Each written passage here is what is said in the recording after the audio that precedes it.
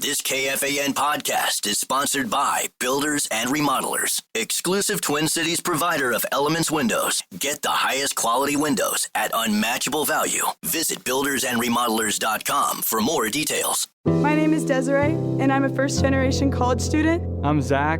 I'm undecided in my major, and I'm a catcher. This message was sent to you.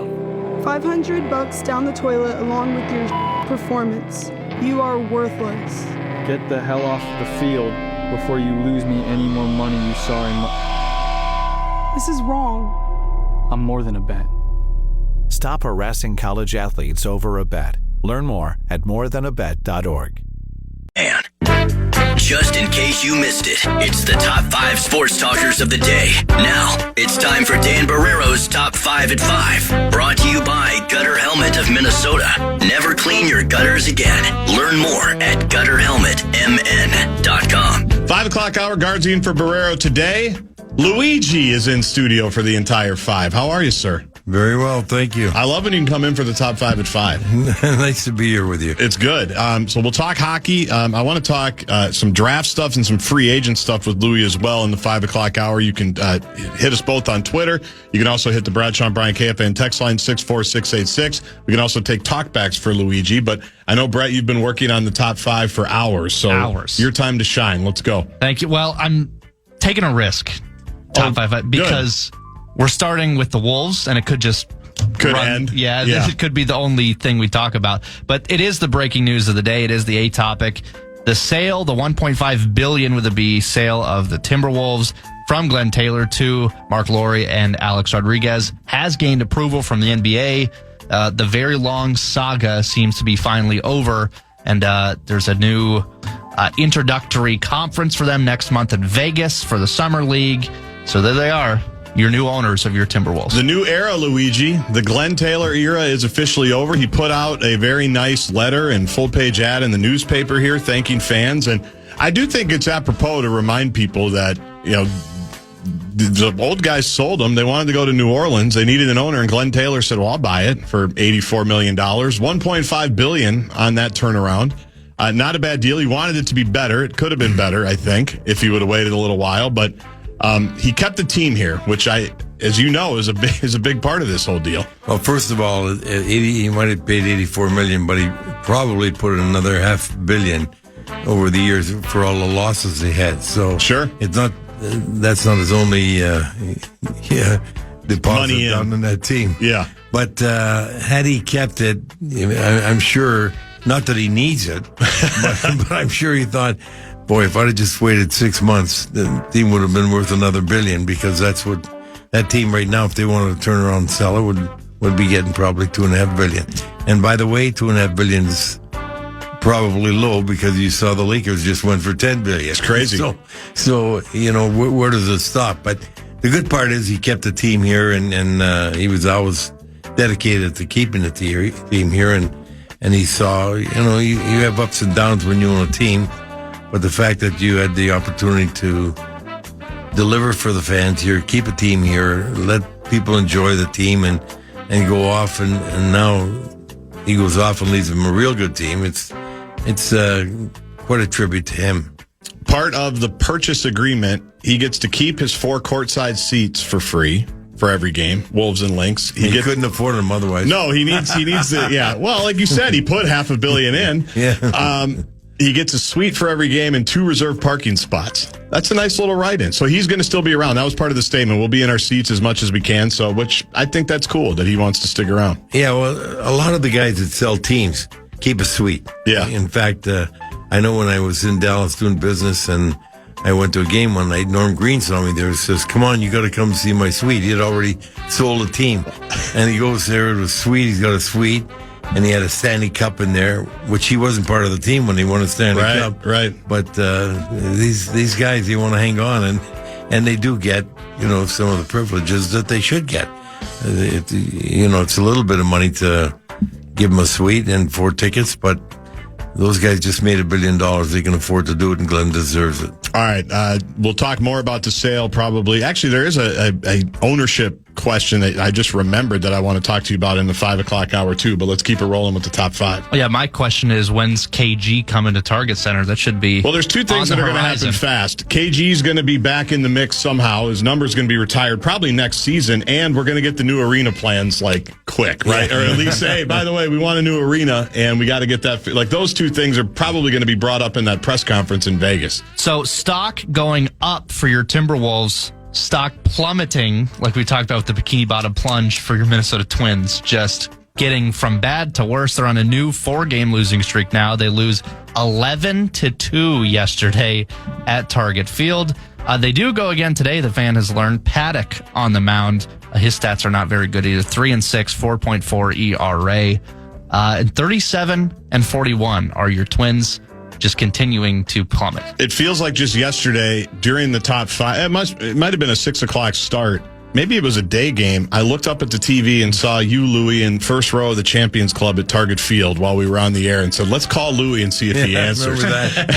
He picked up the phone, and I was watching you talk to us on the air. It felt like a simpler time. I don't think we could have that much fun with the Twins right now. It's not going well. I mentioned earlier in the show, their ownership deal is kind of on hold because they thought they had a buyer. That guy now is buying the Chicago White Sox. There's a couple other teams for sale. There's going to be a labor stoppage here probably in the next year or so. And I don't know how it gets better in the short term. And I don't know in the long term how much money the Pohlads want to keep putting back into the club if they're trying to sell it. It just feels like this hamster wheel of, unfortunately, negativity right now on that side of Target Plaza. Yeah, I'm sad to see that. I thought that they were going to be better than they're playing right now. I got all excited when they won 13 in a row. It was great. It looked like this season's going to just be sensational. Well, they weren't playing the best teams, I guess, at that time, so that helped. But I think they'll turn it around somewhat. But as you said, it doesn't help when you're trying to sell a team when you're not performing well and you're losing money, which Twins have to be doing now. And no matter how you look at it, they still got about $125 million payroll that they've got to meet. And so it is a tightrope you have to walk is to determine how much more you want to put in while you're trying to sell, because you know that you're going to be selling, but you don't want to leave a lot of money on the table because you had to do it to get the sale done. And in the meantime, people aren't coming to the ballpark like they once were, right? And that also affects you financially. Yeah, and not only affects you financially, it affects you that way, but it also affects you because the people buying the team, they see these numbers, and so the value of the team, of course, is going to be lower than the Pohlads were expecting to get, I would think. And the only thing that helps them is, as long as you're waiting to sell, as you're waiting, it just seems franchises in all sports continue to go up. Yep. And even when you think you're not doing well at a certain pace, but overall you're probably going to do real well because the franchise fees for every sports team, even when you're not good, is high. Let's talk some hockey since we have Luigi in here. The Hockey Hall of Fame announced its 8-member class of 2025. The 3 names that stood out to me are all first-year eligible players: Zdeno Chara, Joe Thornton, and still hated wild killer Duncan Keith. Louis, when he showed me the list today, Duncan Keith popped up. I'm like, oh. I remember sitting next to Louis in the XL Energy Center press box for all those playoff games, and Duncan Keith still kind of, like that whole Blackhawks team, right, kind of gave shudders to Wild fans almost a decade ago now, but certainly well-deserving. Well, I don't think there's any question. All 3 of them are very well-deserving, and I can't remember who didn't make it now, but Chara, was just a slam dunk. Thornton was a slam dunk.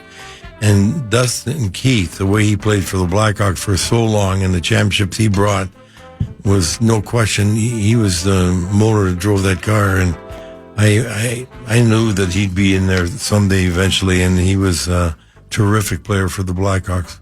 Anything else in the top 5, Brett? Well, I'll say this. Speaking of hockey, Matthew Tkachuk revealed how much the Florida Panthers, their bill was, their tab, at 11 nightclub in Miami. You want to take any guesses on how much the Florida Panthers spent at the bar? Well, I don't know how many went and how long they were there, but I would have to say it's I'd say about 20. I'm going to say 23 because I like that number. 23,000. $500,000 Holy Christmas. to nightclub. Well, that must have been the ones where they give you a bottle and they say, here it is, 2,600. Yes. Right. It's not really that's what they do. That must be a club. Yeah. Because the normal pouring, I don't know if they'd have time to pour $500,000 worth in a night. I did appreciate the text. Was that Sunday where you said, turn on the parade if you want to see how much I've grown the game in Florida? I loved it. And I go, why is Louis texting me? Oh, that's brilliant. I said, you have to feel good. I still can't believe you haven't been the Grand Marshal for one of these Florida hockey parades, all the cups that are going up down there. You know, it was something that I was very surprised about. They said that they were lined up at 4 o'clock in the morning for that parade. Because they wanted to have a good, there's room to have it. You don't have to be there at 4. But sure, if you want to be up close, it's right along A1A. It was right on the ocean. Guys were jumping off the truck, jumping in the ocean, going back on the truck. And it was quite a parade. I think they had about 500,000 people there, and they had a good time. One day we'll do that here. Yeah. Just a parade like that in any of the sports would be great, wouldn't it? Yeah, we'll have to move the ocean. Yeah, we'd have to move the ocean. If you ever get back to growing the game here, we might be able to do it. Louis is in studio for the rest of the hour. Questions for him, Bradshaw and Brian, KFAN text line 64686. You can also hit the talk back on the iHeartRadio app. You've got 30 seconds to make your point, your question. We'll try to get to all of it. We'll talk some wild stuff. The draft is later this week. Free agency stuff kind of heating up. It's kind of a weird market. We'll talk about that. And some general kind of sports business questions as well when it comes to ownerships. Is it over for family-run businesses with how much these franchises are now worth, as we talked about? All of that with Luigi after we try to give you some money. That's right. The Fan and BigDeck.com. I'm going to give you a shot to win bonus bucks with a national cash contest. Head to KFAN.com. The keyword is credit for this hour. Keyword credit. KFAN.com. Keyword credit. My name is Desiree, and I'm a first-generation college student. I'm Zach. I'm undecided in my major, and I'm a catcher. This message was sent to you. $500 down the toilet along with your performance. You are worthless. Get the hell off the field before you lose me any more money you saw in This is wrong. I'm more than a bet. Stop harassing college athletes over a bet. Learn more at morethanabet.org. The Lynx look to stay hot tonight as they face off with the Washington Mystics. Catch tonight's game right here on the Fan at 7, pregame at 6:45. Or as always, right here on the Lynx Station free iHeartRadio app.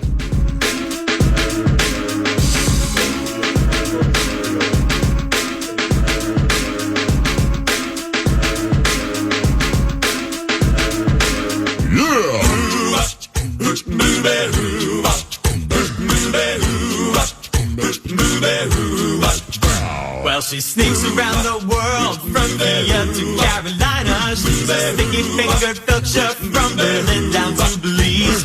She'll take you for a ride on a slow boat to China. Tell me, where in the world is Nanne?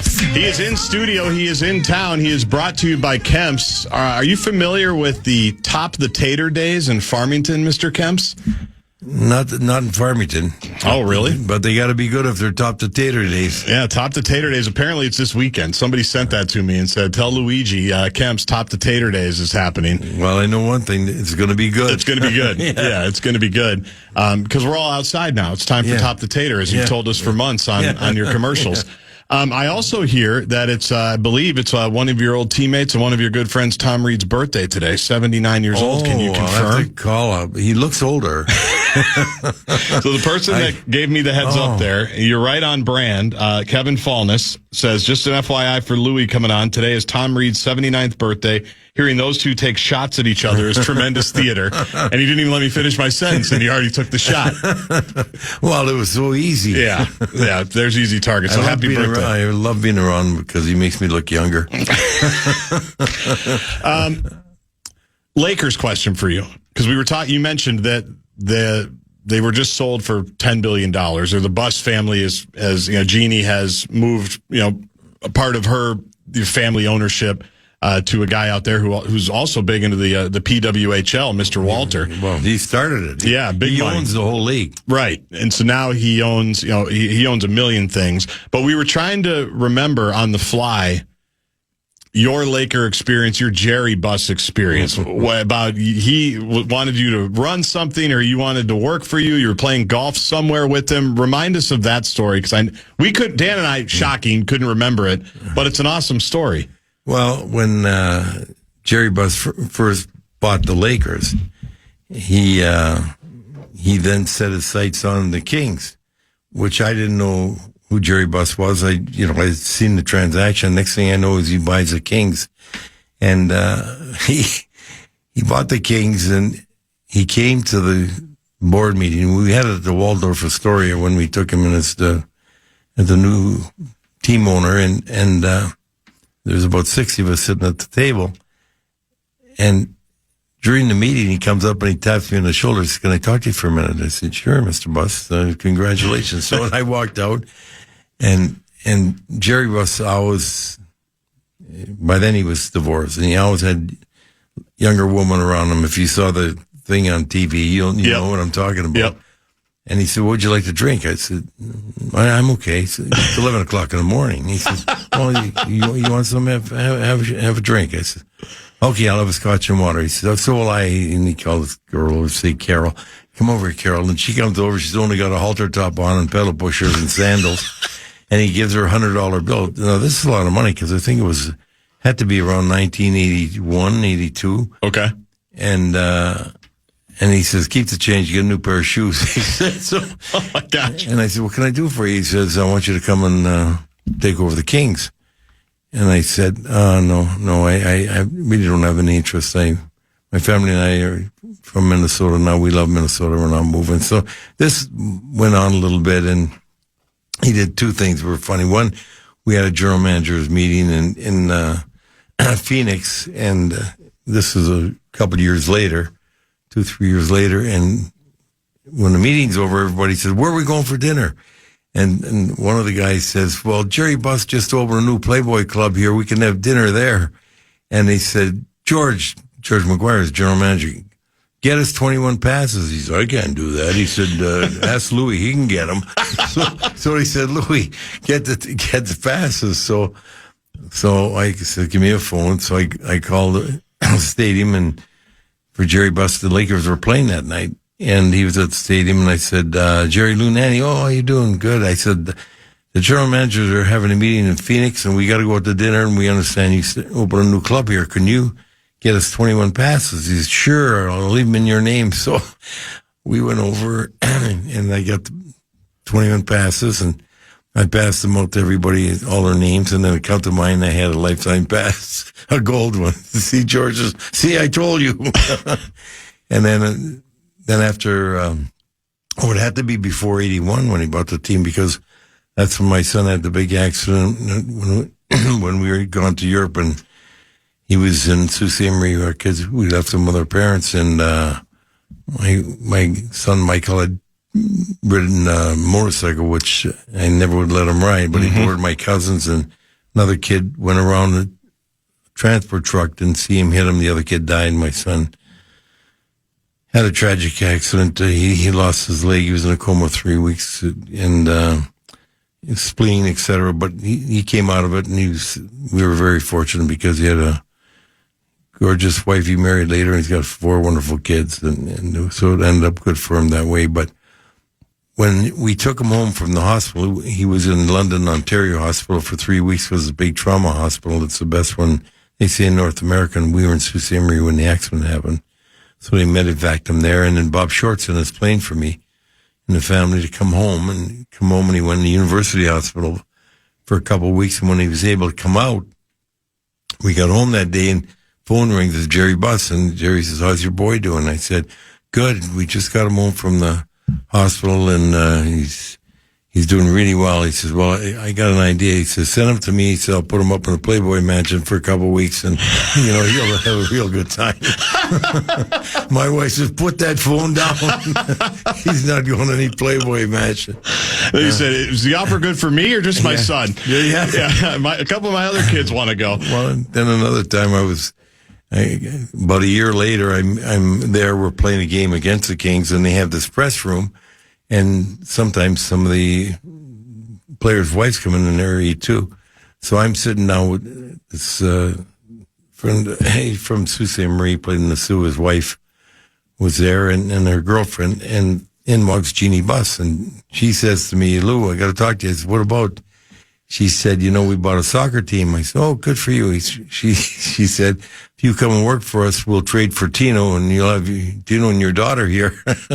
Well, never came about, but they tried hard. Yeah, we had good time. The best was when after a game one night when we won the game and game's over, and Jerry came down and said, "Louis, come on up and have a drink with me." And so I says, "I got to wait for my coach. I'll bring him too." Sure. So Glenn Sonmore and I went up and we met in his office and at till about 1:00 in the morning. And I said, "I got to go. We got to play in early in the morning." So how you getting home? I said, "You got to call me a cab." He said, No. And he called, like, Cheryl, come and here's somebody in a Playboy outfit comes, and he said, "She's your driver." So we got in this limo. She's driving, and Glenn says to me, "You sure you don't want to come here?" Yeah, right. I mean, what a different world. Yeah, it really was a different world. So he buys, we talked about this at the time, he buys the Lakers, the Kings, the Forum, the actual building he bought from Jack Kent Cooke. And in the deal, Louis, if Wikipedia is to be believed, which why wouldn't it be, a 13,000-acre ranch in the Sierra Nevada as well. That was the transaction for $67.5 million. And we talked about the Timberwolves changing hands here this week. Yeah. That was, the NBA, the NHL, the building, and just to top it off, a 13,000-acre ranch that apparently Jack Kent Cooke didn't want anymore for $67.5 million. Quite a transaction. It was quite a transaction, and everybody thought he was nuts the way he was doing things. Even when he first started, when the Lakers, he was the first guy to sell courtside seats. He was selling for $100. That was unheard of. Right. The best seat in the house might have cost $20, $25 at the time. And I'm telling you, he kept going and going and going. The funny part was when he told me, he says, he called me. I went out there a few times when we were playing. I'd go out early and have dinner with him and his entourage. Like, he'd have Mary Tyler Moore. He'd have the governor of Illinois, of Indiana. He'd have Tom Hanks and, Tom Cruise. You just sit at this table, you have dinner, then you all go up to a suite and have dinner. And I said, "Boy, you're charging a lot of money for those, courtside seats." And at that time, I think they were just $250. He said, "Louis, I found out the more I charge, the harder they are to and not sell." I mean, he said, "The easier they are to sell." He said, I told you this story. I had John Travolta come to me, and he wanted 2 courtside seats. And I said, "I don't have them." He said, "Jerry, I got to have 2 courtside seats." He said, "Okay, you have to get me the girl that did Grease with him. Olivia Newton-John. For a concert." So he said, "Okay, I'll do that." So he got Olivia Newton-John to put a concert on at the Forum, and then he went to his friend. He had a friend in the front row. He says, "I got to move you back a row. I need these seats for Travolta." So he had sold 2 tickets to Travolta. I was talking with someone today about the Timberwolves stuff. They're doing a story, and this person had been to the Staples Center a couple of times in Los Angeles. And to your point, he said he'd gone and he'd been with some people that had good seats. And he said what he noticed at the Staples Center, and I assume this was like the Forum, this story kind of checks out, that it was the only arena he'd been in where no matter where your seat was, if it was one of those courtside seats, if it was row 3, you were just obsessed with getting to row 2. If you were in row 2, you were just trying to figure out how you could get in row 1. Like most places, you've got good seats, but it was such a status thing to be row A, courtside, whatever it was, that if you weren't in that row, all you wanted to do was figure out how you could get there. Well, especially the actors and actresses. Right. And to start with Jack Nicholson, of course, he was always there as a court. He might have been the first one that got the courtside seat, and he got so much notoriety out of having it. Then all the actors and actresses wanted to be down there.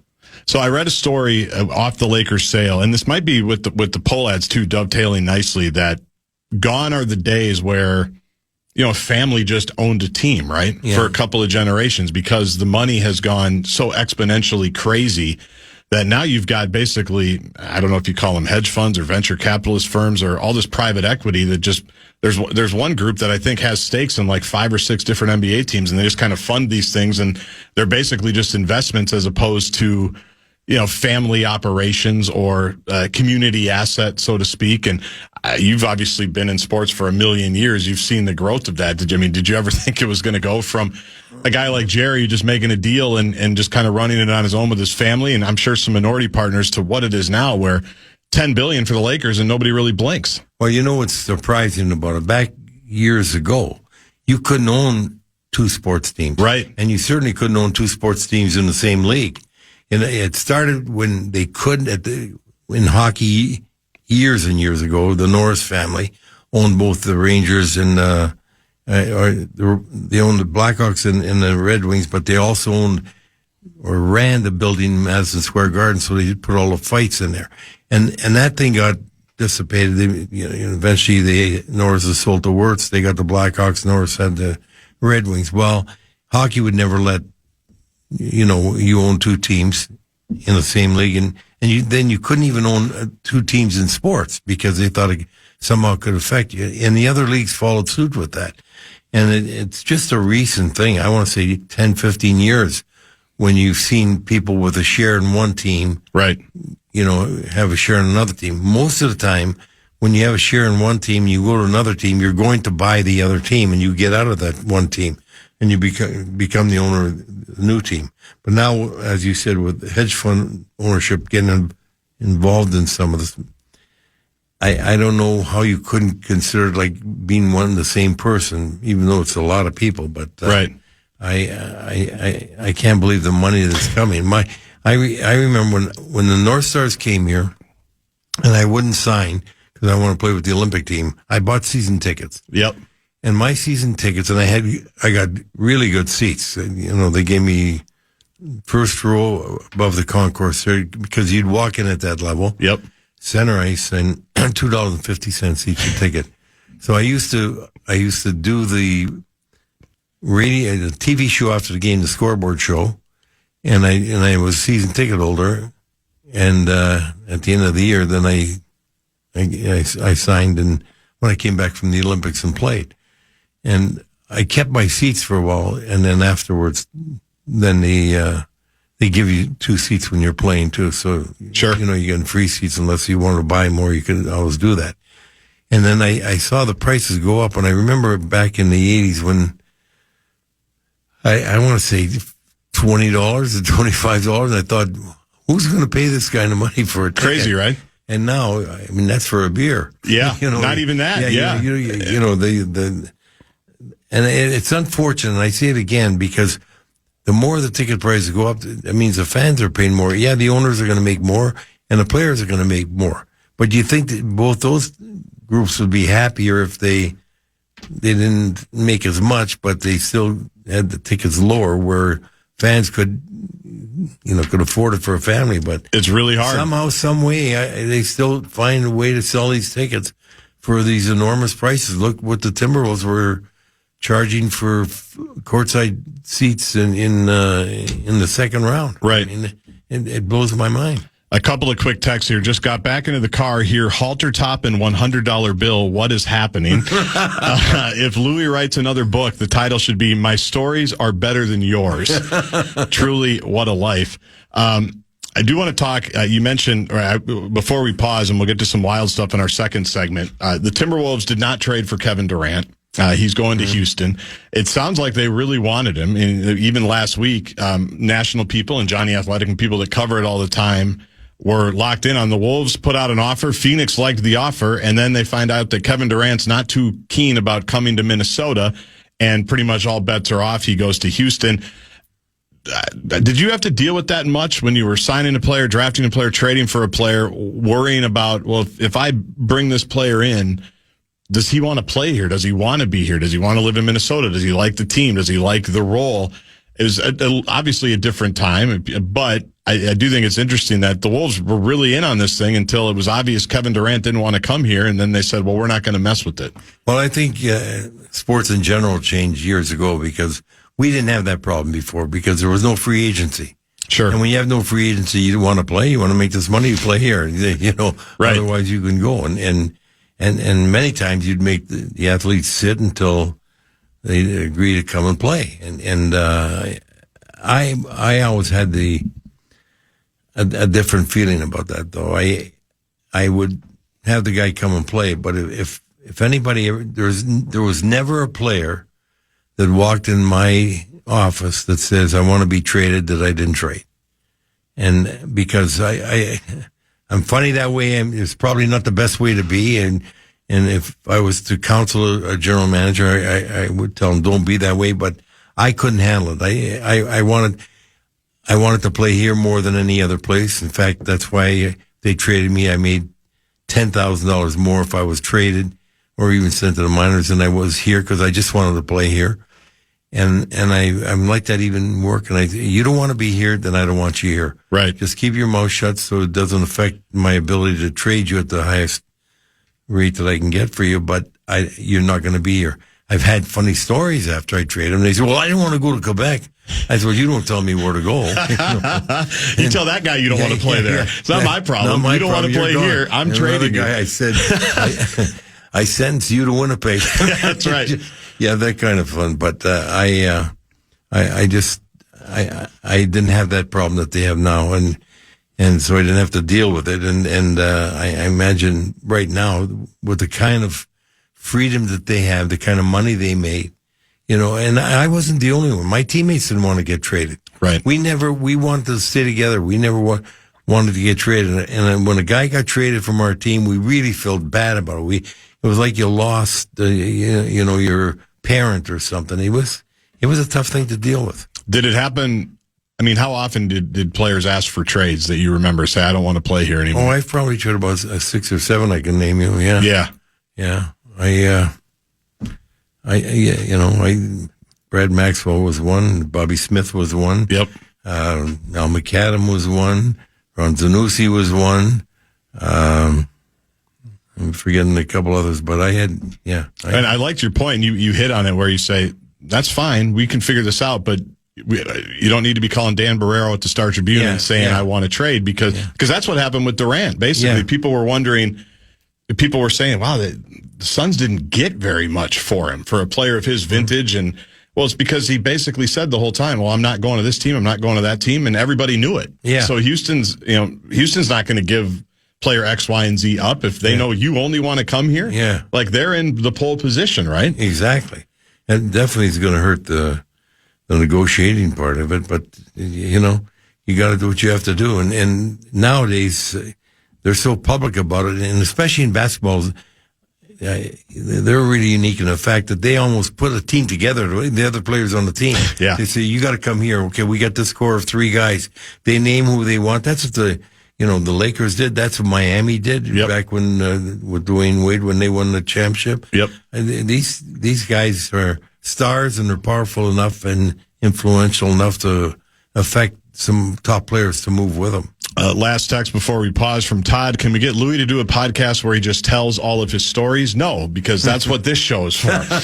Especially in the summer when there's not a lot cooking. That's what this show is for. When we come back, I do want to get to some wild stuff. We've got some wild text to get to and some draft questions for Luigi just in the process of picking, especially when you're picking 18-year-olds, how you determine who's going to pan out, who's not. A lot more to cover before the top of the hour with Lou Nanne. My name is Desiree, and I'm a first-generation college student. I'm Zach. I'm undecided in my major, and I'm a catcher. This message was sent to you.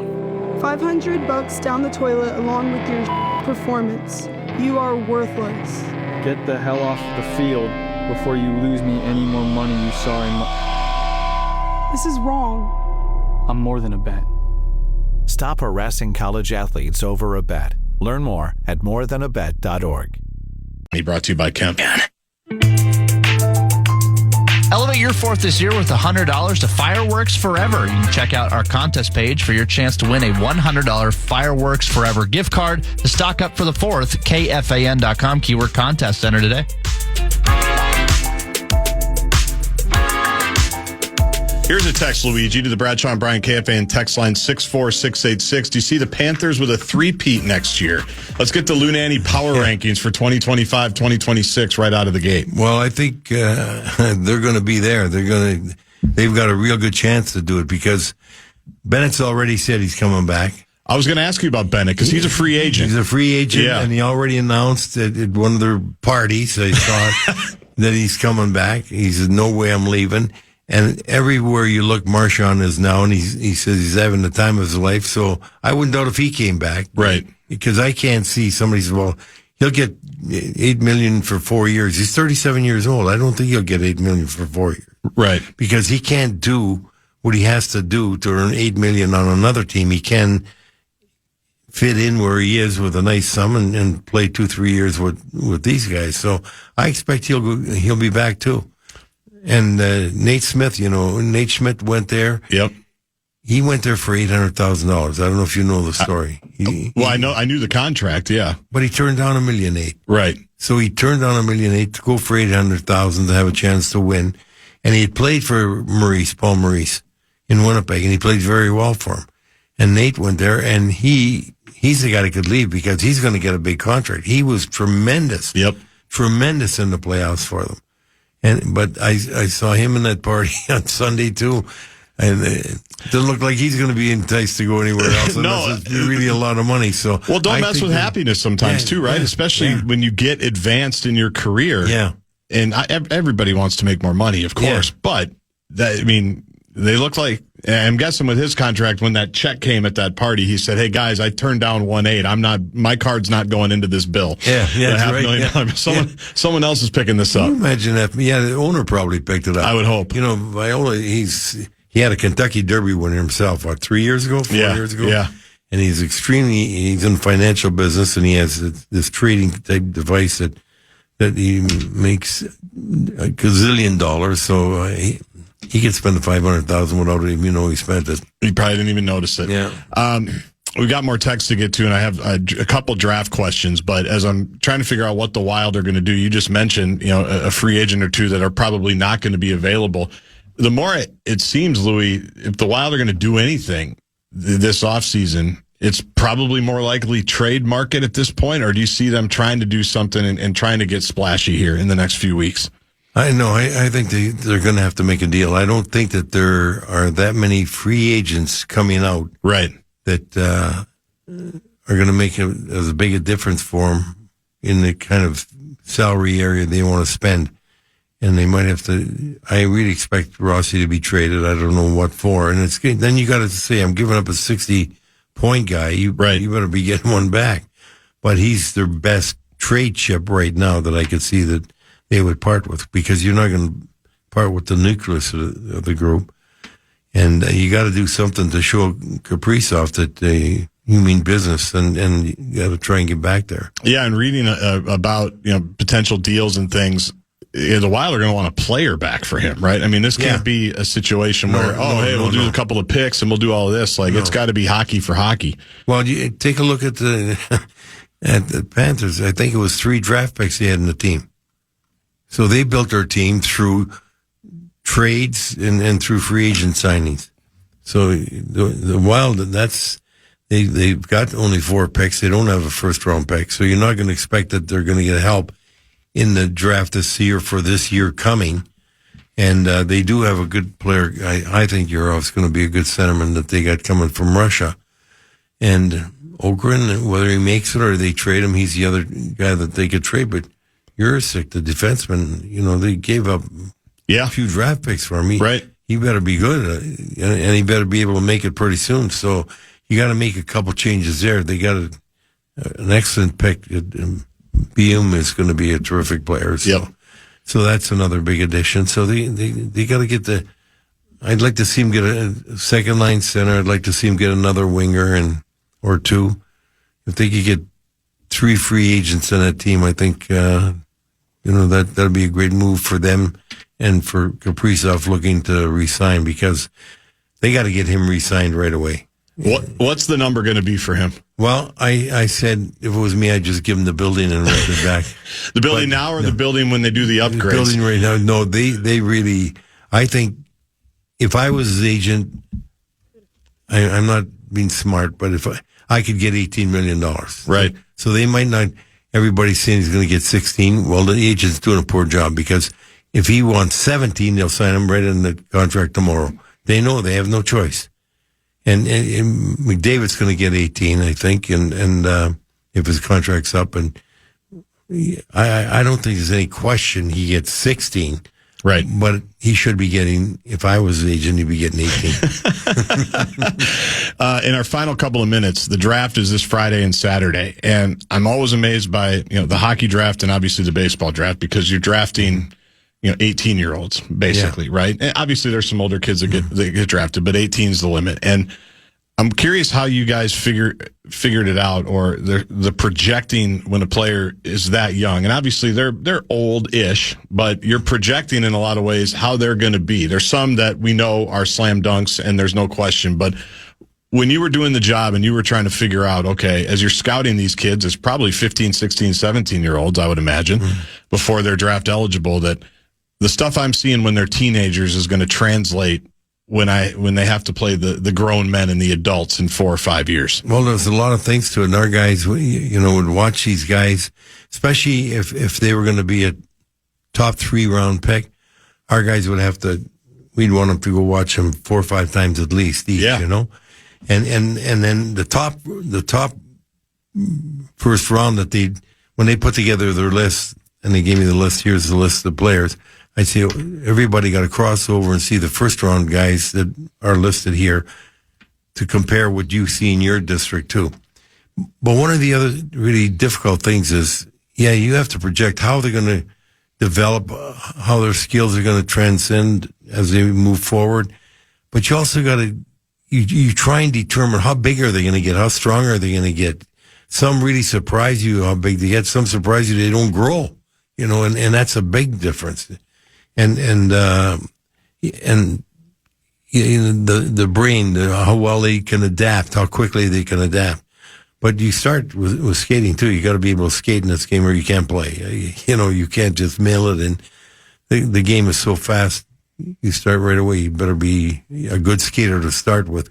You could be a 3rd and 4th line, a tough guy or something, or 5th and 6th defenseman, and be there and not be the best of skaters. You still got to be a pretty good skater, but you might not move with the best of them, but you have some other attributes that make a difference. But overall, the core of your team better be, you don't win if you can't skate. Your team better be able to transition in a hurry. If you watch those games, that puck was going up and down the ice so fast, and you turn over. And if you think it's fast on TV, go sit at ringside. For real. And then you really see how fast that thing is.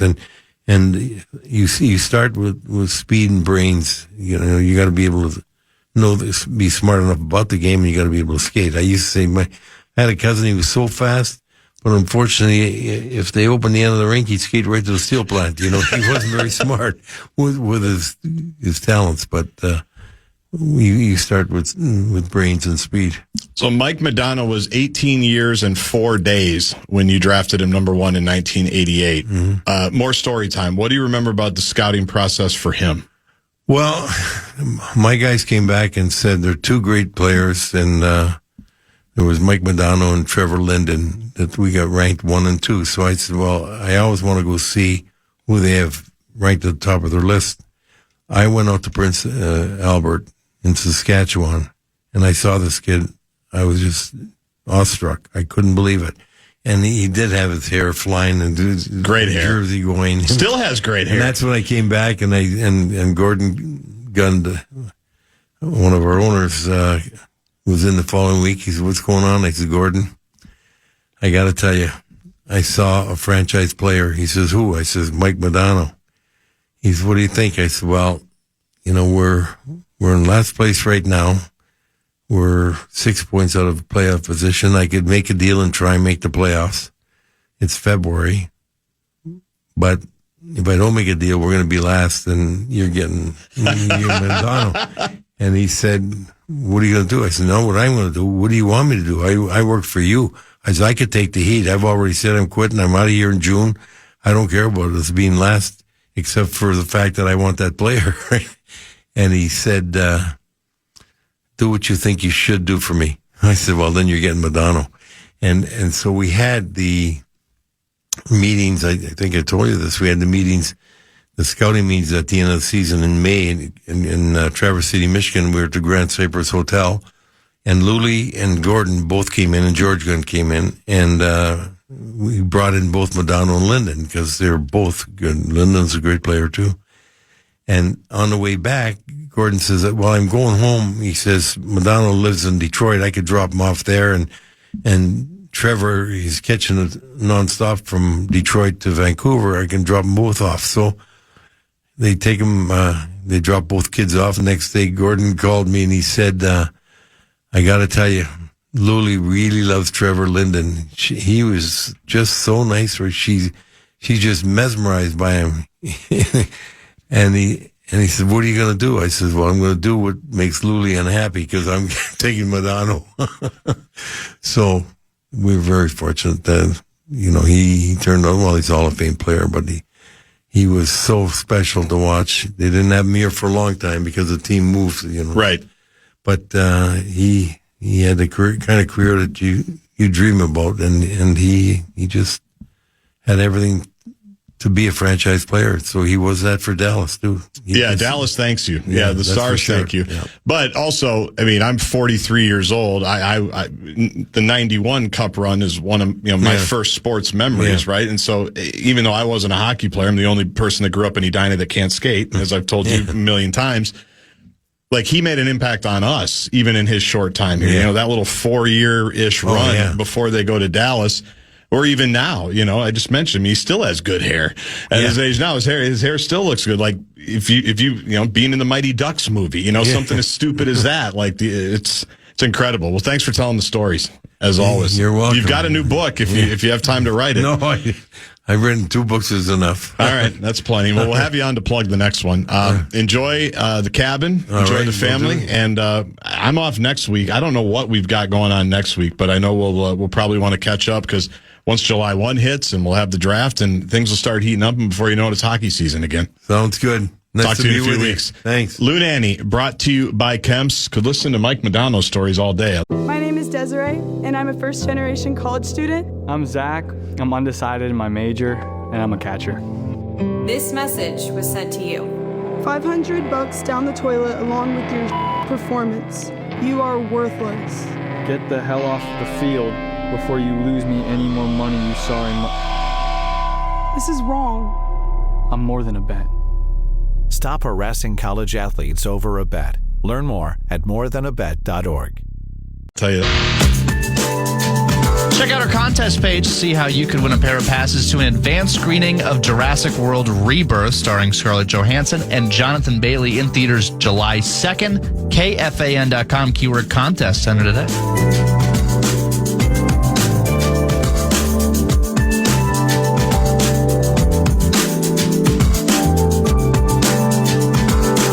Let's get to some breaking NBA news that happened while Luigi was telling some outstanding stories that I have to imagine are going to be part of the best of Bumper to Bumper on July 3rd or July 4th. Really, the last couple of weeks of Louis, the last few times that he's been in studio, we've kind of gone down memory lane a little bit. It makes sense to do that. I mean, who when you have a treasure trove of stories like that, I think it's malpractice to not try to mine every little detail as you can. Somebody did text in, every hotel Louis has ever stayed at seems to have Grand in the name. Yes, it's good being Luigi. It's good being Luigi. And he's talked, and we always give him crap about where they would have their general managers meetings and where they would have all their league meetings. They're always in pretty nice places because when you get to decide where the meetings are, you pick really nice places. That's how it goes. But some breaking NBA news while we were talking. Shams Charania reporting a 3-team deal, Boston, Atlanta, and Brooklyn, finalizing a trade that sends Kristaps Porzingis and a second-round pick to the Hawks, Terrence Mann and Atlanta's number 22 pick to the Nets, and Gorgie Jang, Iowa State product, and a second-rounder to the Celtics. So fairly big news there. Porzingis, not as much of a factor this year for the Celtics as he was a year ago. He had that mysterious illness that kind of kept him in and out of the lineup for a really long time. But he was one of the missing pieces that helped them win the title a year ago. And one of the things you're seeing when teams aren't going to be contenders, and they were probably going to have to do this anyway, the Boston Celtics, the second apron world. Like, we all have to figure out, we've tried to learn about this second apron salary cap threshold stuff, Brett, where you've got the salary tax or the luxury tax spot. You've got the first apron, and then you've got the second apron. Second apron, where the Wolves have been, where the Suns have been, where the Celtics have been, you almost can't do anything. Like, you can't make transactions. You don't have different mid-level exceptions. There's all these different rules. And Boston was going to be in the second apron again, and they were going to have to shed a bunch of salary to get out of there. And they addressed it in part last night by sending Drew Holiday over to Portland for Anthony Simons and some picks, I believe. So he's coming back that way. And now Kristaps Porzingis is on his way out. And the Celtics are now out of the salary cap second apron. Timberwolves are also trying to figure that out as they go along. That's part of the reason why they traded Karl Anthony Towns right before the season. Not that they didn't like Cat, but it's very hard to operate when you're consistently in that second apron. And the more that you're in there, the more punitive that it gets. They call them repeater taxes and all these different things. So you're going to see a lot of teams make moves to keep themselves out of the second apron if at all possible. Phoenix, same thing. They're trying to get out of it. That's part of the reason why Durant's going to go, or why Durant went, because they, I think, had the biggest payroll in the NBA. And what it has to do with the Timberwolves is there's not going to be, I don't think, a crazy market for Julius Randle in terms of financial ramifications. Same thing with Naz Reid. There's really only one team, the Brooklyn Nets this year, that has the ability to go out and pay somebody a lot of money. There's not a bunch of people that are super willing right now to spend a bunch of cash on a bunch of different players. And the players that are going to get squeezed out are those good players like Julius, like Naz, not the max where 10 years ago, Julius Randle was going to get a max contract. He was just going to be a max guy. Naz Reid probably can be a starter and a max guy. That's not how teams are going to be built right now in this next second apron world. And we're watching it in real time, how all these teams are trying to get themselves out of these big contracts and unwind themselves to try to take as many shots at it. Oklahoma City doesn't have to deal with that. They're not even at the luxury tax line for next season. That's how team friendly right now all their contracts are. Now, in a couple of years, when SGA can get his Supermax contract and Chet Holmgren can get his rookie extension, and one of the Jalen Williams, the good one, can get his big rookie extension, then some decisions are going to have to be made about what do we do with a Lou Dort? What do we do with an Alex Caruso? What do we do with all these players? And that's what all these teams are trying to figure out. So some more news before the draft tomorrow. We'll see if there's any Timberwolves news before the draft tomorrow, but certainly some things to keep an eye on. Also breaking today in the NBA, the Board of Governors approved the sale of the Timberwolves from Glenn Taylor to Mark Lowry and Alex Rodriguez. And it's almost like Johnny Athletic knew that it was coming, because within moments of that, he had posted at The Athletic an article and a conversation with the new owners, Mark Lowry and A-Rod. And I want to just read a couple of highlights from it here in our remaining minutes for this segment. They are going to be co-chairman. They're going to do it together. This from Lowry. We make all critical decisions together. The cool thing is we have a very clear shared vision. We also operate with the same set of personal core values. So that's a great foundation. The way it's going to work, Lowry and A-Rod will serve as co-chairman. Lowry will assume the role of governor with the Timberwolves. A-Rod will be the alternate governor for the Timberwolves. And for the Lynx, it will be flipped. A-Rod will be the governor for the Lynx. Lowry will be the co-governor or the alternate governor for the Lynx. So if you read it like this, Lowry's in charge of the Wolves, A-Rod's in charge of the Lynx, but they're going to be collaborating and they're going to be aligned for both franchises. They also, I don't know why it's worth mentioning again, but in case people were worried about it, they make it clear that they have no interest in moving the team out of Minnesota. They do know that they need a new building and have talked about that it's going to be addressed. Timberwolves Target Center is the second oldest building in the NBA. It's also the only building that has more upper deck seats than lower deck seats. That doesn't work in 2025. So we all knew that. I would imagine plans and ideas and options for that will be thrown out here presently pretty quickly. But it's been a pet peeve of mine since it was announced that they were going to be the new owners, that everybody was worried about them moving the team. I know we all have North Stars trauma. We just had Lou Nanne in here. We just talked about how great it was to draft a franchise player, Mike Modano, a game changer, a Hall of Famer. And you're welcome, Dallas, because the cup is outside of whatever they call it now, America Airlines Center, because of Mike Modano and some others. The Minnesota fans never got that Lou Nanne decision to pay off for them in the biggest way. They went to the Cup Finals in 91, lost to Mario Lemieux and the Penguins, but they didn't get it. I know we all have trauma and PTSD from that.